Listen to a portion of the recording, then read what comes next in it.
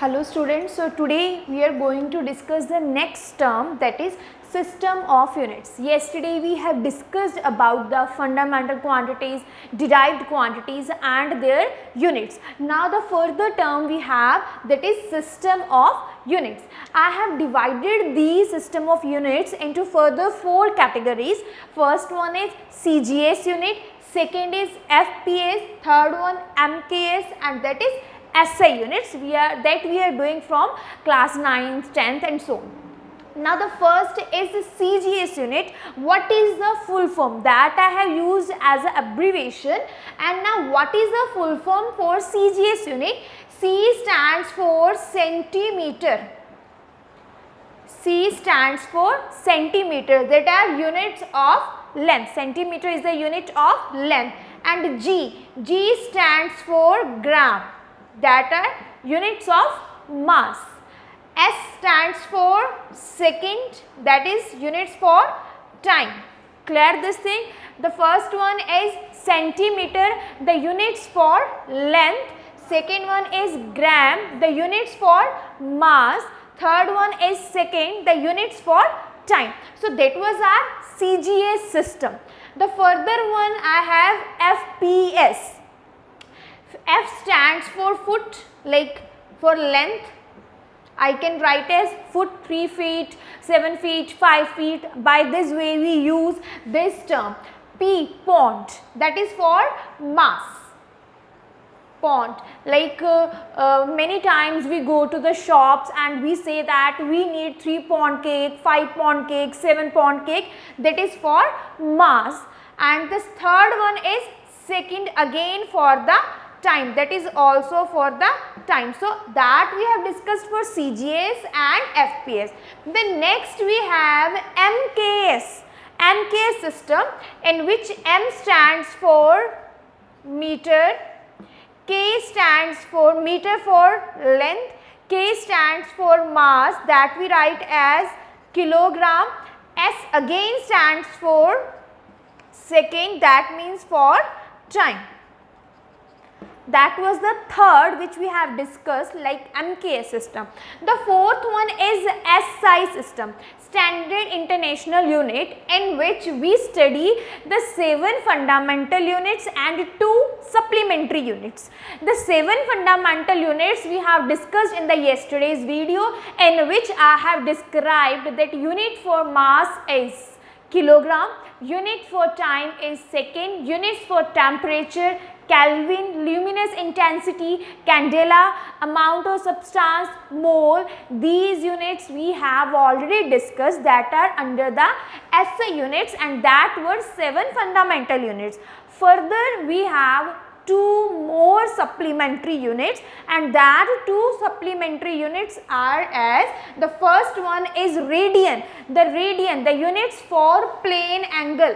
We have 2 types of angle, that is plane angle and the solid angle. The units for the plane angle is radian. What is the units for plane angle is radian. How can I define the radian? Just see this thing.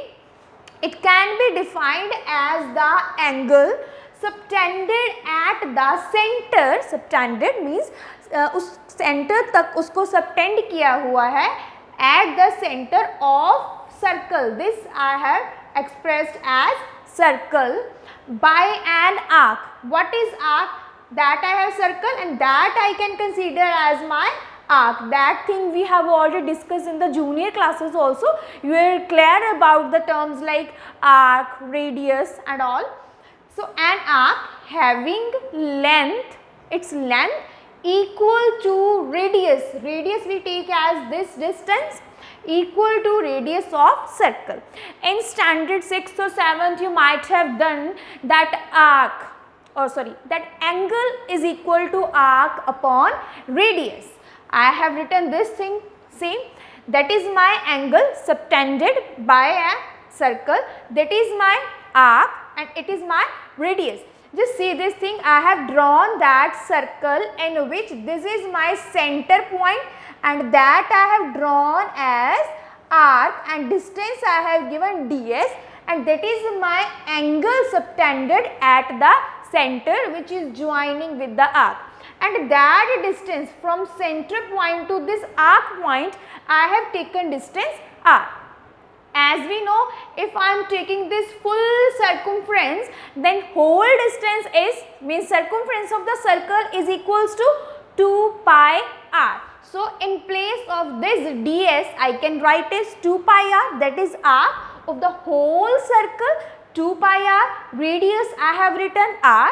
So, my d theta means my angle will be equal to 2 pi radian. Clear this thing? Now we know 2 pi, how 2 pi radian came? When I have taken full circle, means is equals to 360 degree. We have 4 portions. Like here 90, 90, 90, 90.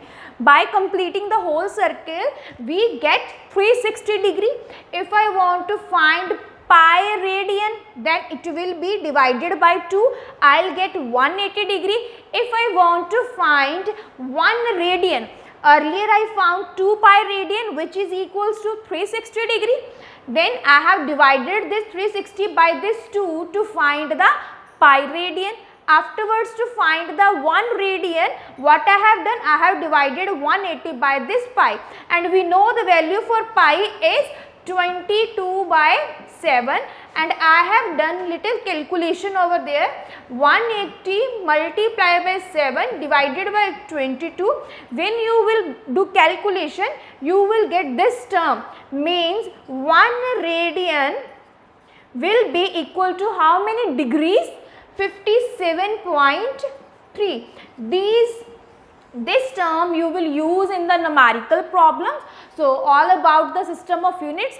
In the next video, we will discuss about the dimensions, dimensional errors and the dimensional formula. Very interesting topic it will be to discuss. So, that's all about today's video session. Hope you understood whole lecture.